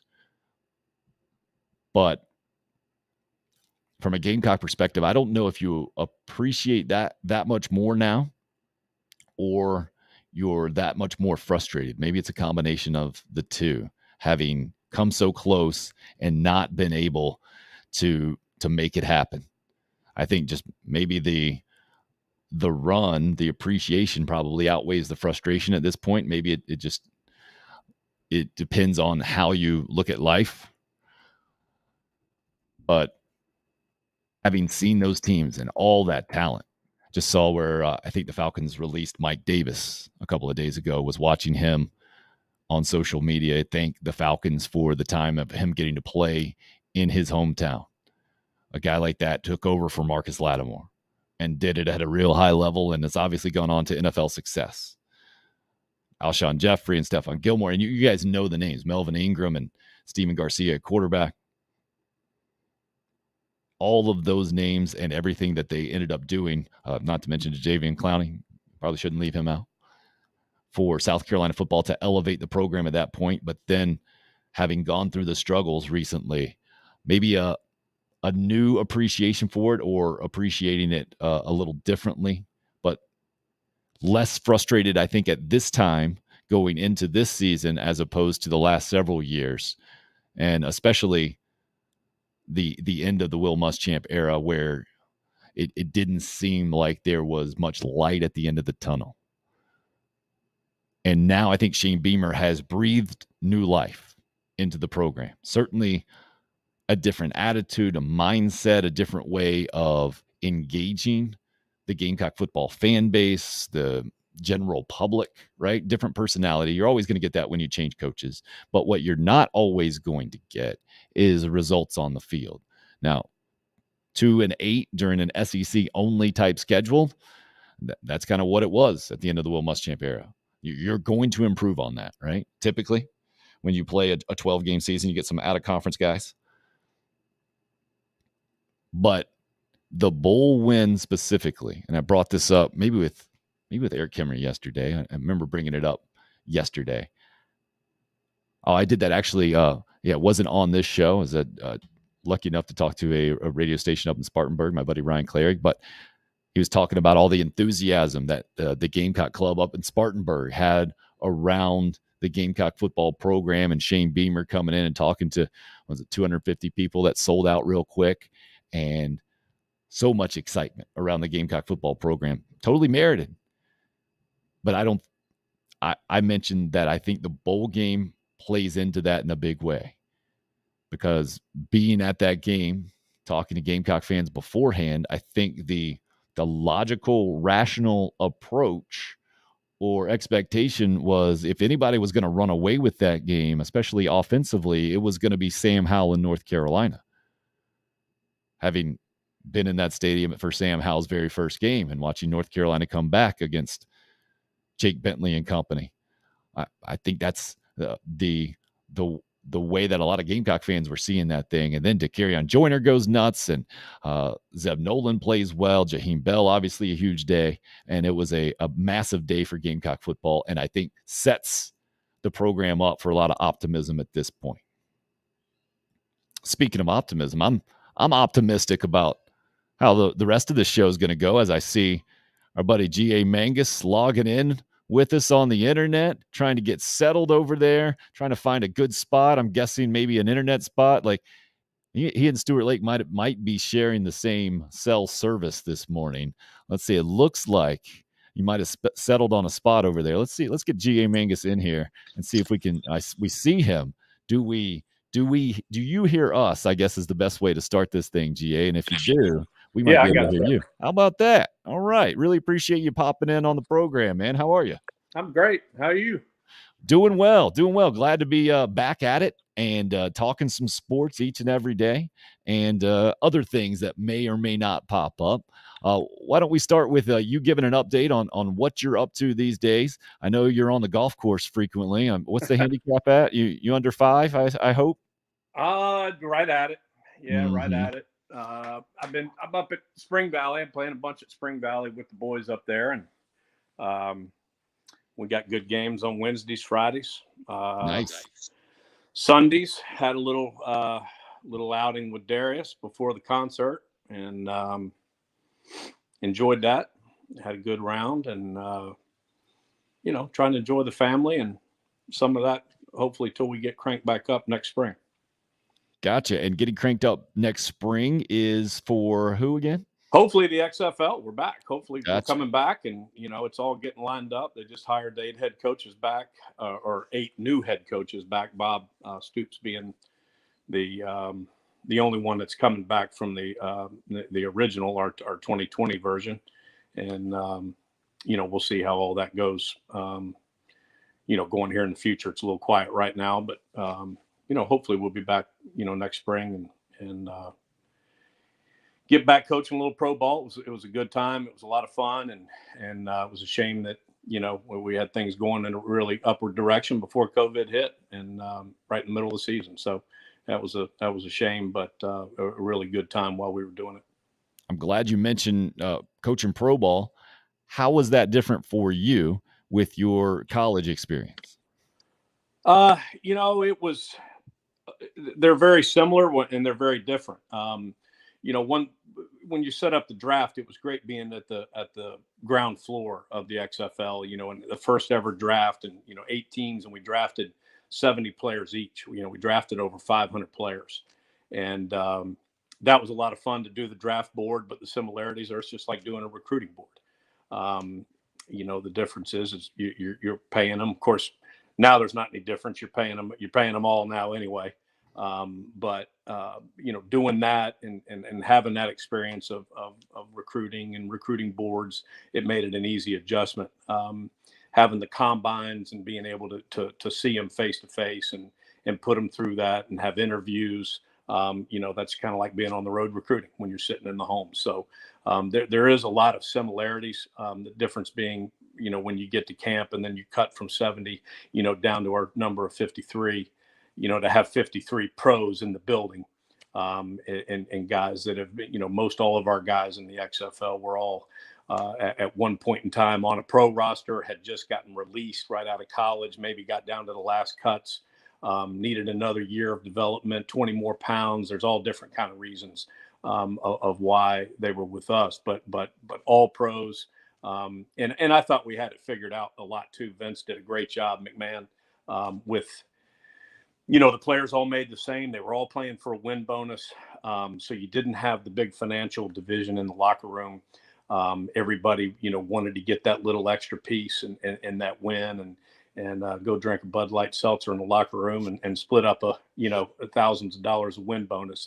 And the coaches, the head coaches made good money. The coordinators made, we made a little bit, more, but most of the coaches all made about the same. So we were everybody was kind of in it together, and it was good money, good living, but you didn't have to, you didn't have this one guy making all this money and those kind of divisions and things that can, inequity situations that can cause problems in the locker room. It was a really good place to be, and a great locker room, similar to the way we had it back in the early 2000, the good old days, as you said, in South Carolina. Well, it's a great transition because now college football isn't that, right? Spencer Rattler comes in, and he's got a name, image, likeness deal, and we're reading about this Pitt receiver who might get $3 billion to go out in Southern Cal and the whole thing. Do you think name, image, likeness overall is good for college sports, specifically college football? Well, I was always a proponent of it, and Coach Spurrier, was always one of the original outspoken guys about giving players a little bit of money. And of course, in his day, back in the '60s, they got what was it? It was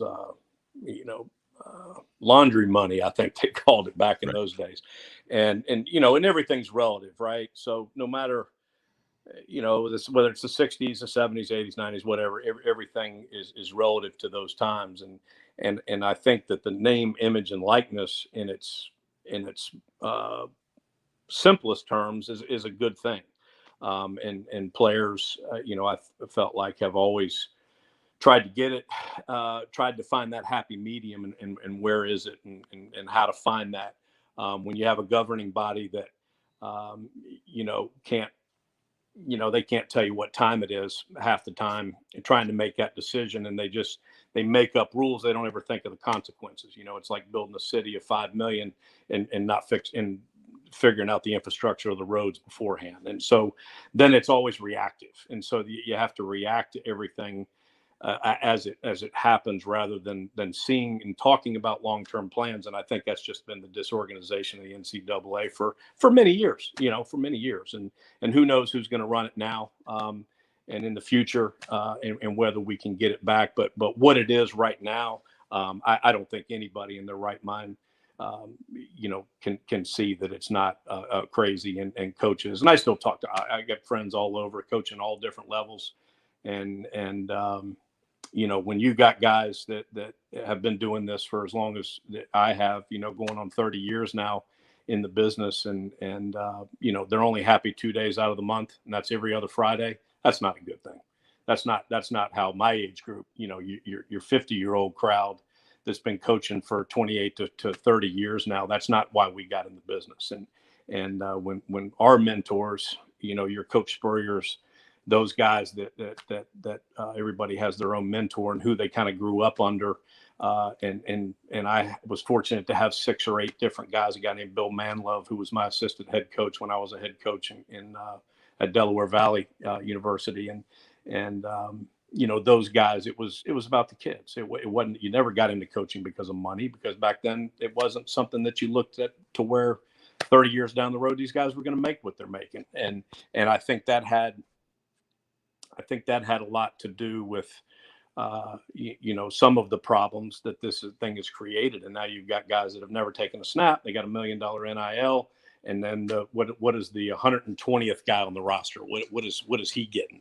And see, so those are some of the things that when you're in the business and you've been around it, these are some of the extra. There's enough that you already have to deal with as a coach, and this is just added to it, and it's becoming to where you have to major in the minors, and that's not cool. That's not the nuts and bolts of what it is, which was the kids, the players, and the X's and O's, and that's all kind of been moved down the list of priorities, and that's a shame.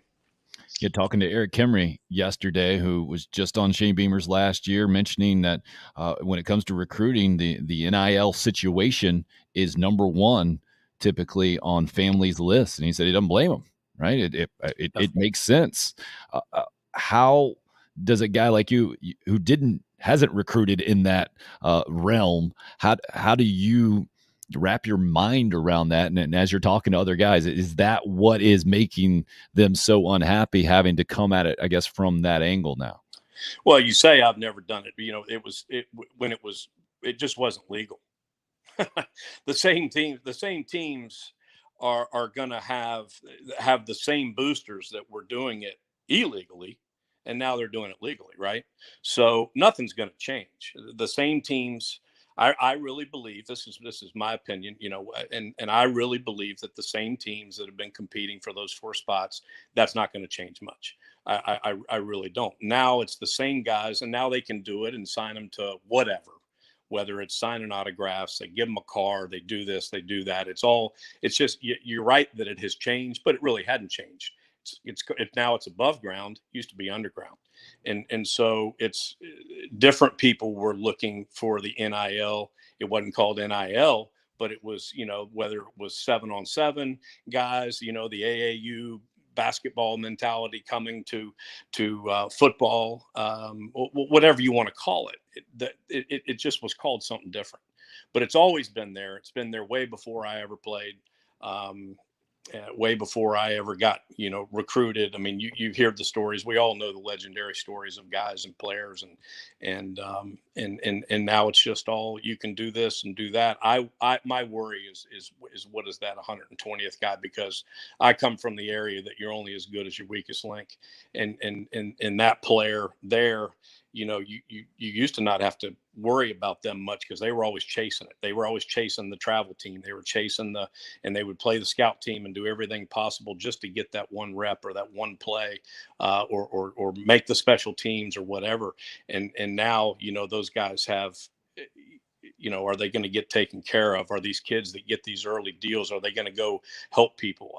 My problem with the NIL is that, we hear about all this going on in the world, and people are starving, and we got a homeless problem here in the country, but yet we got guys that hadn't taken a snap making $1 million. I have a problem with that. I don't think that's right. I don't think that's the way the world's supposed to be. And, I got my buddies, Peter's crew, we get around every Tuesday, and we talk about all kind of stuff. I think that if anybody thinks that that's correct, and that's the way the world's supposed to work, we're on different planets. And I hope I see some of these guys, rather than the greed and the love of money, I'd like to see them go do something with that. And there are some. I've seen some stories of some guys already putting to use and doing God's work, whatever you want to call it, but doing things good for humanity. And while they're doing that, I hope that all the kids will do something in that nature, and make sure that they know how fortunate they are and have gratitude toward it, rather than greed. That would be my my wish for this whole NIL thing. And hopefully it'll get straightened out. But I just see right now there's no end to it. I don't know where the end game is, but it's a wild time for coaches. I know that. Is there anything relatively simply that the NCAA could put in right now to get this thing back on the rails from your perspective? Well, I mean, when I was still coaching at South Carolina, it was, it became the cost of attendance, right? That was kind of the beginnings of doing some of that. The problem is that you how did you come up with that number? And I used to bring it up all the time in our SEC meetings in Birmingham, and then on campus when they would come, and we had to take our test every year, so we'd have people from the league office, Greg and Commissioner Slive back in the day, and obviously Sankey was the top assistant at that time, and those guys would come in, and they would always do a question and answer, and I would ask all the time, and I know they got irritated because I would always ask about unofficial visits and why we couldn't eat at the Thirsty Fellow. I couldn't take a recruit to Thirsty Fellow because that was not considered on campus, which was total bullshit at the time, and we all know that, and anybody that's got a reasonably sane mind knows that that's dead ass on campus, right? And so we fought, and I'm sure that Chance and all the guys, if they're listening to this, they're laughing right now because they know how many times we went through those type of things. But my question was back then is, okay, it's all, how do you come up with that number? Like our number, say it was $2,100 a semester we were giving the players, because that was the cost of attendance because of flights into Columbia, blah, blah, blah. But Auburn was given another $900 more than we were. Well, how'd they come up with that? There is no airport. You had to fly into Montgomery, or wherever, or Atlanta and drive, or this and that. How did they come up with that number? Because everybody's number was different. And so did you just make it up? And so all those things, it was never equitable back in those days. It was, every number was different, and you could just kind of throw in whatever to make up that number. And guys were using that recruiting. Hey, if you come here, you're going to get another $1,000 a semester, which over 4 years, equals $8,000, blah, blah, blah, and do the math. So, players were searching it, families were searching it, and I don't blame them. I never blamed them back then.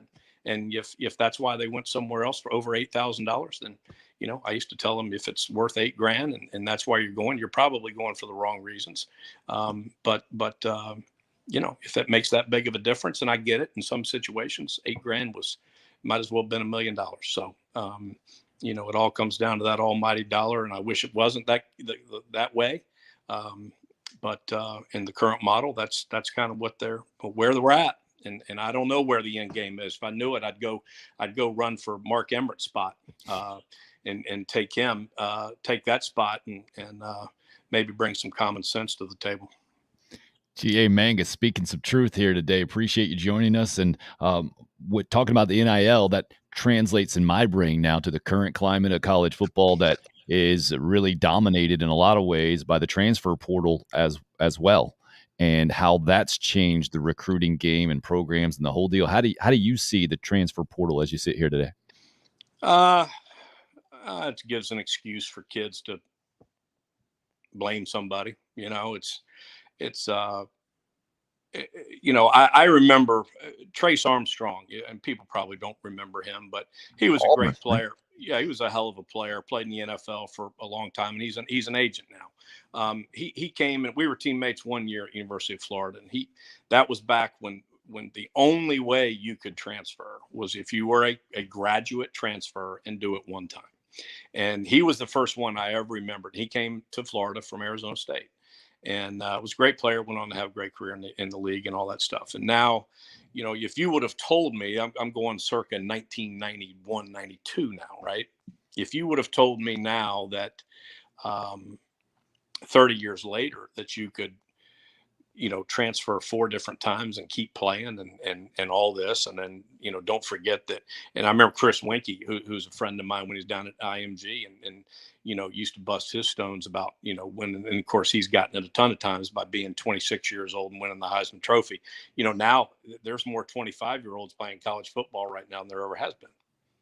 Because they get COVID year, they go here. Remember, you used to not be able to get a medical exemption from the NCAA. You held your breath. Even guys that got, tore up and didn't play at all, they would still get denied by the NCAA on a medical. Now they just give them out left and right. So, and it's free agency. It is what it is. And I don't, when coaches can leave and left, and I've left.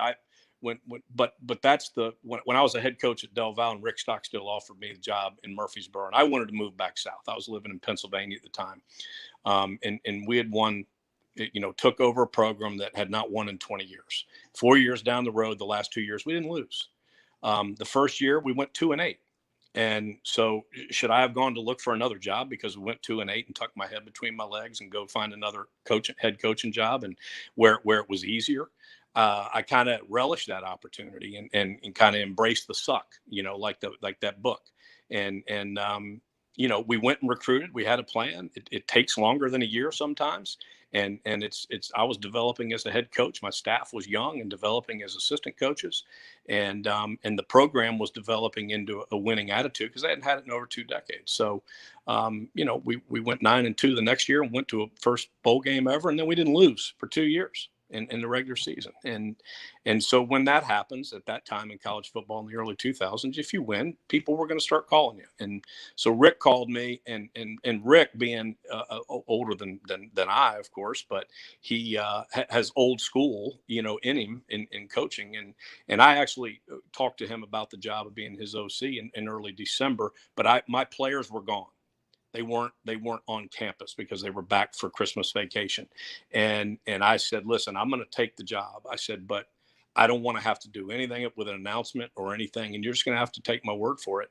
But I'm not leaving here without telling my players to their face. And so when they came back in the middle of January and Rick kept his word and I kept my word, and I got to talk to my players and had a great meeting with my players, and everybody understood the situation and what was going on. And that's the way it used to be. Now, guys, they don't fly back with their teams. They fly and go to their own bars in Ohio at professional level and don't even come home with the team, or they win a bowl game in Arizona and fly back and take another job in Maryland.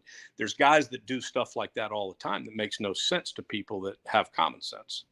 And then it ruins it for everybody that does the right thing. So, there's a coach's portal, and guys have abused it, and there's a player's portal, and I think guys are abusing it. And I think I still think there's more good people than bad in the world. I really do. And I think some guys do it the right way. The timing never works out, but that was the age old thing, right? Is that people jumped in and said, well, coaches can leave, so players ought to be able to leave. I think coaches wouldn't leave if the money wouldn't have got so big.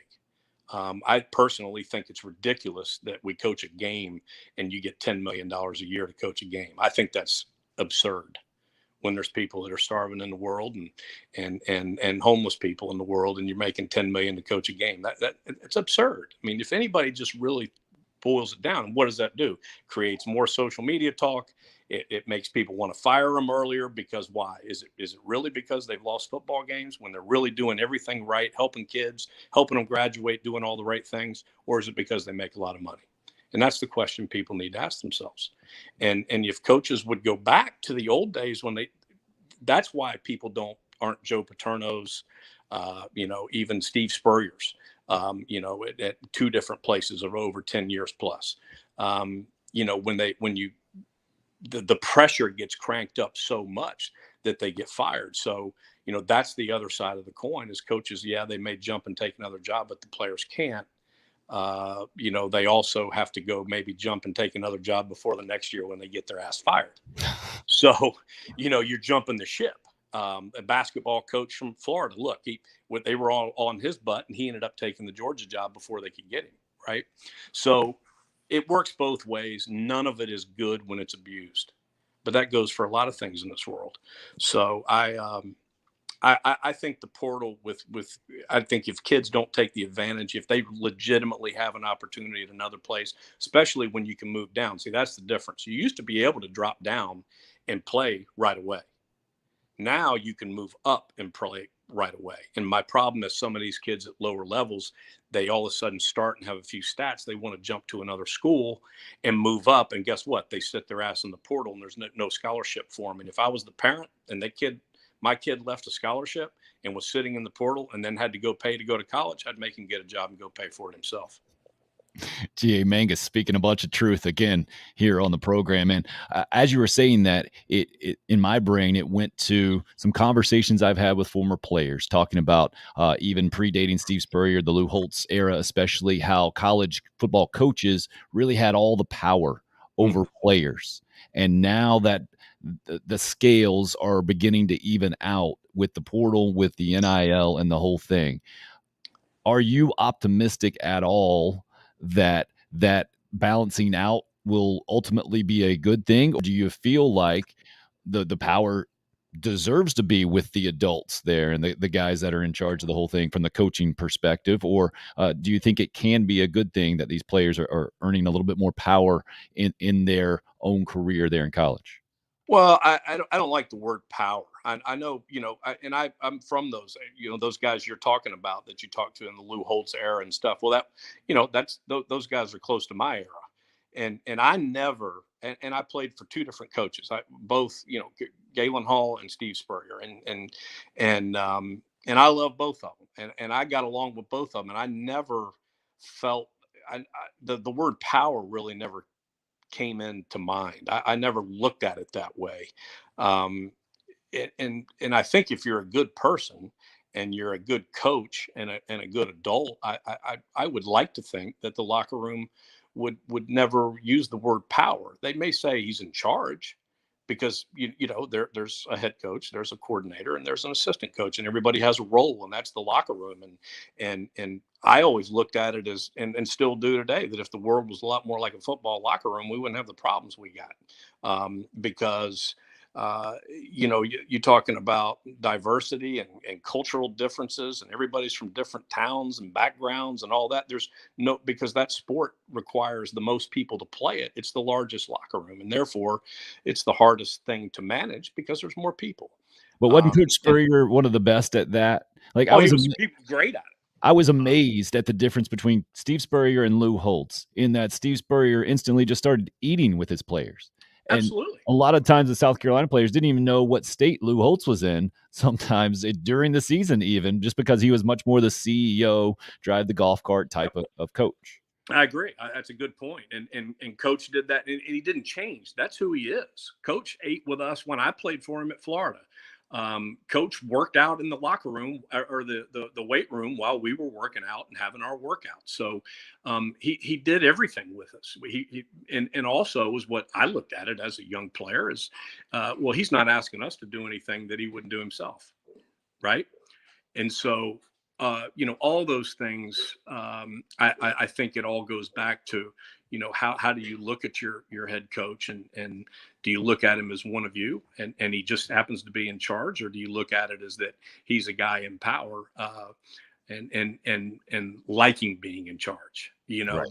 There's a fine line in that. And I really do. I believe that the good people that do it and do it for the right reasons, that I don't think players look at it that way. And if they did look at that, then I feel bad for them. that they had that experience in college where it may not have been the rewarding experience it was for me, and most of all the locker rooms that I've been around. I think most of our players that played in our era at South Carolina would tell you that it was very rewarding.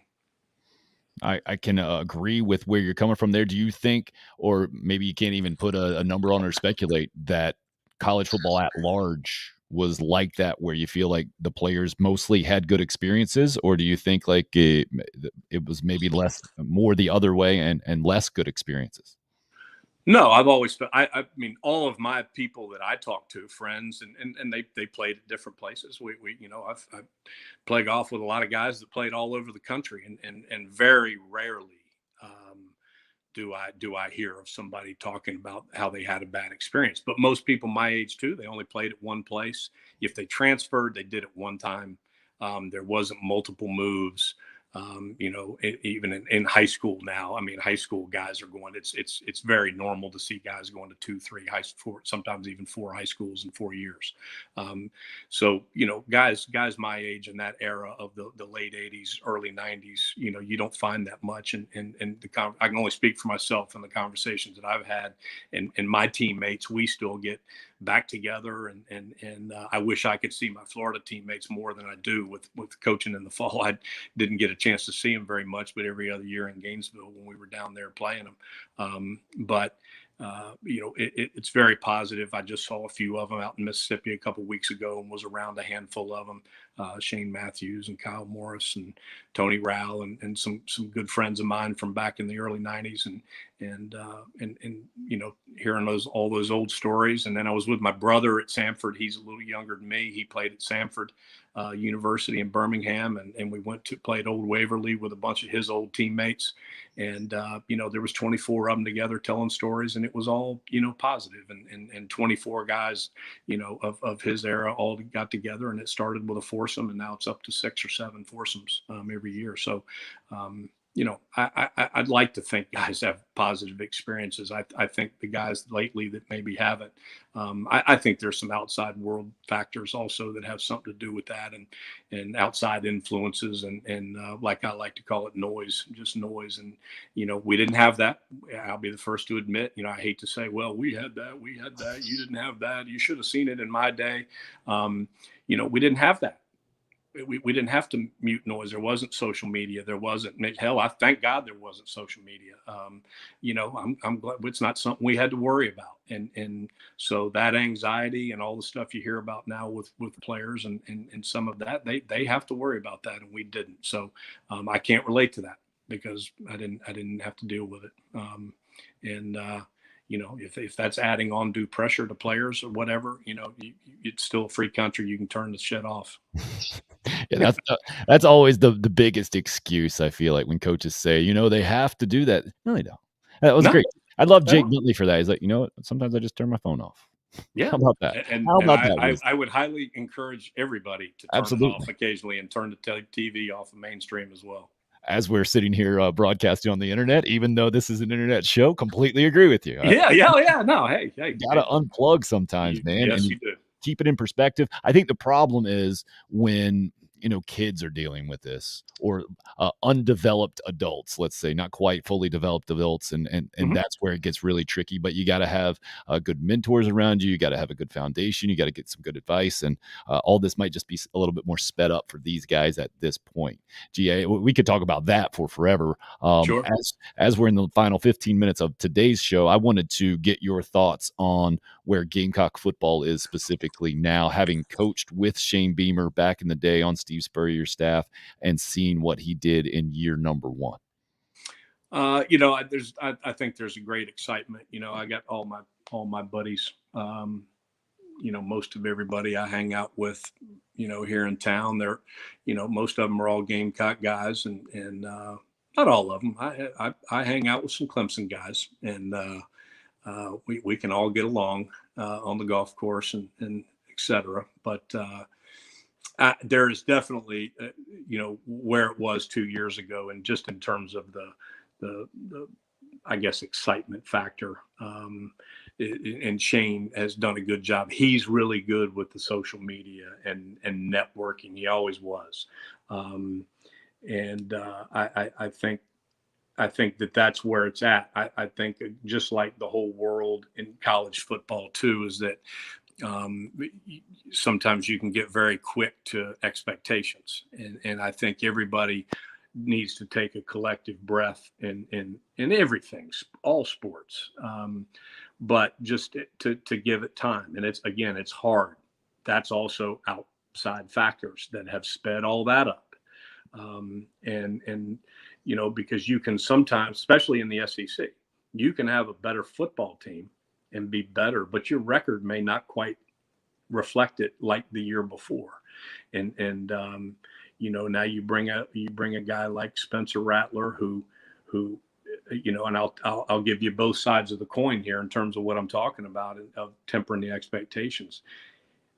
Everybody that's excited, what's the first thing they mention? Well, he's a 5-star quarterback. Okay. I remember when Connor Shaw, when I first had gotten hired here, and that was kind of my first target of a quarterback of recruiting. And he's at that time when he was a youngster, he was a 5'11", 160-pound guy. And people are like, who the hell is this GA Mangus guy recruiting this little, teeny dude from, nowhere, Northeast Georgia? And the highest he ever got was about maybe 3 stars.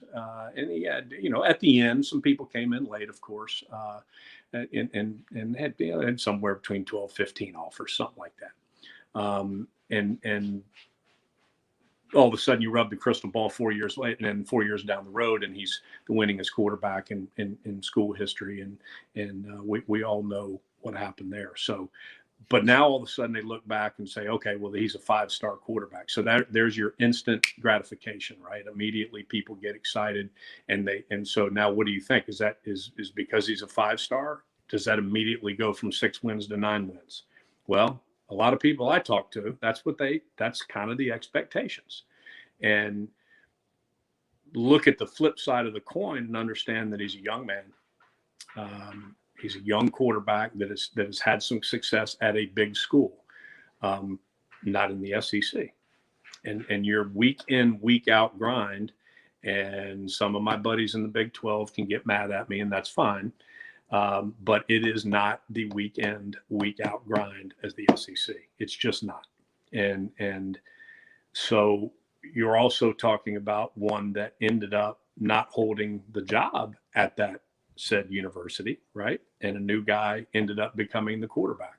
So I think it's gonna be an adjustment. It takes time. Shane nobody's gonna work any harder at recruiting than Shane. Nobody's gonna work harder in the social media feel good department as Shane. And Shane's a great guy. He's a good dude. We got along great. When we were there together, and we played golf together, and we had dinners together, and we stayed in touch through the years and had dinners together at the conventions when we would see each other every year down the road after he left to go work for his dad. And I think he knows he has a great mentor. He's worked for really good coaches at a lot of different stops. And ones that have had success and done it the right way in terms of his dad and Coach Spurrier and amongst others, and has seen it with Kirby, seen the intensity of recruiting, in that realm, and kind of the Alabama recruiting, way, and all that kind of stuff. So I think he's got all the tools, he's got all that, and it's just going to take some time, and he understands the South Carolina job because he's been here. And I think you truly have to have a knowledge of this place to have success. And I think if anybody thinks that all of a sudden it's going to be a class full of 12 5-stars and 12 4-stars, you need to cut the gummy in half, because it's just not that type of a place. You need to develop players. You need to sign good players that have great work ethic, and have some talent and skills, maybe a little raw. That's what you're going to get here on a year in and year out basis. And as long as you can coach them up and teach them, And I thought that's what, looking back at some of those players, like a Devin Taylor and Brad Loing was so good at taking a long, lean guy that maybe was under, and he could see in the future and say, okay, well, in 2 years, this is what he's going to be. And that's the way football used to be. That's the way sports used to be. It used to take a couple of years. So hopefully that's what it is. Shane saw it. He was part of it. And I think he knows that. And I would look to see that and have everybody temper some expectations down. And hopefully here in another handful of years, you look back on it and say that it was the right decision. But as we all know, it's a win. It's a winning business. And, you can't hide. That's why I always like it, because you're as good as your record. That's why I like golf, because if you miss the cut, you don't get paid. If you make the cut, you get paid. To earn it, I think is the way to go. I think that's the way that makes the world go. And South Carolina is a place that you got to work real hard to earn it. That's for sure. And he knows that. So I look for good things. And you're talking about developing guys with the transfer portal options out there, and NIL being what it is. I see Spencer Rattler coming to South Carolina. I say, hey, maybe the new world of college football can help a program like South Carolina be more competitive. Are you going the opposite way? Do you think it's going to be that much more difficult to convince guys to stay and develop and become what they need to become for South Carolina to compete in the SEC? Well, that's a good question. I mean, and you bring up a good point. I mean, because where you think it's a place for you, like me, and you think it's a place for development, and the world's going toward kids that don't want to take time to get developed, and then they say, wow, this coach can't help me. So that's where the pro football, going back to that, pro football, as long as you can help them become a better player, which is i.e. get to the next contract, you're good. If you can't coach and you can't help them get better, you're done.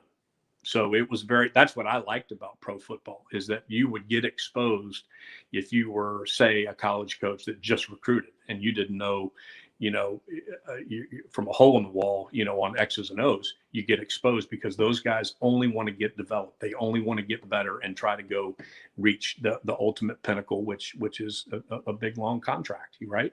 And so, and if that's your attitude, then that's going to be tough, because I know a lot of programs coached against a lot of them and had friends coach at those places where they relied on junior college. Okay. And that's kind of what the portal. So the portal is similar to that. If you based most of your recruiting class on junior colleges, and the best that ever did it is Bill Schneider at Kansas State. He built Kansas State back through the Kansas JUCO system. So meaning every 2 years, that roster, it's a different team, because you're only getting them for 2 years. Very rarely you're getting a 3 for 2. Most of the time you're getting them, 2-year guys. And he was the best there ever was at it. And I don't know there'll ever be anybody better. But sometimes if you miss on those classes, then guess what? You have a 2-year run that's not real good. And so I think that's where the portal is. I think the portal is mandatory, that you utilize the portal at South Carolina or anywhere else for that matter. I mean, hell, Nick's doing it. They're going to lose some guys, of course, but they'll bring a guy in too. And so I think there's a happy medium there. But again, just like you do in recruiting, you've got to make sure are they good people? Are they what you want in your program? Do they fit your culture? All of those things that we have always done, the guys who can recruit and coach and know what the deal is. I still think those things all apply, whether it's a 16-year-old, 17-year-old that you're recruiting in high school, or it's a 20-year-old that you're trying to bring to the dance out of the portal, which, free agency, which is the same thing you do in the pros. Do they fit all those things? And if they do, then I think they can be a very positive thing, but you still got to coach them. And and to keep them, because as you know, you've seen them come one place and then boom, they go right to another place. You've got to be able to help them, and they have to see improvement in their game in order to get where they want, which is ultimately they want to go play pro football, most of them. A guy who's coached some pro football, coached plenty of college football, been around a plenty of offenses. I want to end with this. My last question for you is, what does the South Carolina offense specifically need to do better this year to get to being just not where it was last year, which was one of the least productive offenses in college football? What needs to happen on the field for them to move the football more productively, more consistently, score more points? Well, you need to find a quarterback that's going to play every down. I mean, I think what they played 4 last year. The only game I went to was actually the first game I've actually been back in Williams-Brice since 15. The last season we were there with Coach was the Florida game, and I met some old teammates tailgating and went to that game, and I thought they got back in that game while Florida laid down, and they didn't look like they wanted to be there. And of course, it panned out that that's exactly how that season went down there. But they ran the football, they utilized. I think the running backs are really good. But I think you've got to master in something. You can't be a jack of all trades and master of none. You cannot do that. And I've seen I was an online consultant this year for some colleges, and Valparaiso was one of the ones, and got to do it out of my home like we're doing now. And I'd have meetings with the young staff and did all that with them. And you watch practice and you see and evaluate it after I got hired after 3 weeks. And it was, and that was exactly what I told him. You're a jack of all trades and master of nothing. You want to do an RPO, but you don't know how to teach the RPO. You want to do this, but you don't know how to teach it. It's like so many guys in today's world, because of all the information on offense, they can watch on Sunday. They can get all 22. You can get all these codes and pay $4.95, and you can watch all 22, right? And NFL, college games, everything. You want to, oh man, that's a great play. That went for 20 yards. Let's put that in, but you don't know how to teach it. And the beauty of what I was a part of and got to learn as a young coach around, a Galen Hall and Steve Spurrier, especially Coach Spurrier was, and then being a young GA grad assistant for him, and learning it even in depth. The beauty in what we did was that everybody thought such complex offense, and they still think it. And it's not simple. But I still think the beauty of it is in the simplicity. But the simplicity only becomes simple because we know how to teach it. And it's all the devils in the details. And I thought that's what I learned from Coach, is that every route, every drop, every read, and then of course, I installed a lot of the RPO stuff that was added on to what I learned from Coach. And when I came aboard in 2009, there was some, speed options, some things that we didn't necessarily do and added to the package, but it was no different. And we were able to add that to the package because we taught the details. And when I see people just don't teach details, they just teach a play, it doesn't work. And I think that game, at least that I was at, they got back to what they were good at the year before, because you can't, Kevin, he led the league in rushing the year before, and then all of a sudden wasn't getting very many carries. I don't understand that. So there was something established, mostly same O-lineman, right? 4 of the 5 back, right, but had trouble running the football. Why is that? And Shane and all those guys will figure that out. They're good coaches. They didn't get here because they don't know how to coach. So, but that's what I see mostly, is just hang your hat on something and live by it and get really good at it. And some of the better offenses I've been around are they're pretty simple. In terms of my world, which has been around it for long, I get it. That's a little simpler for me because that's what I do, and that's what I'm around all the time.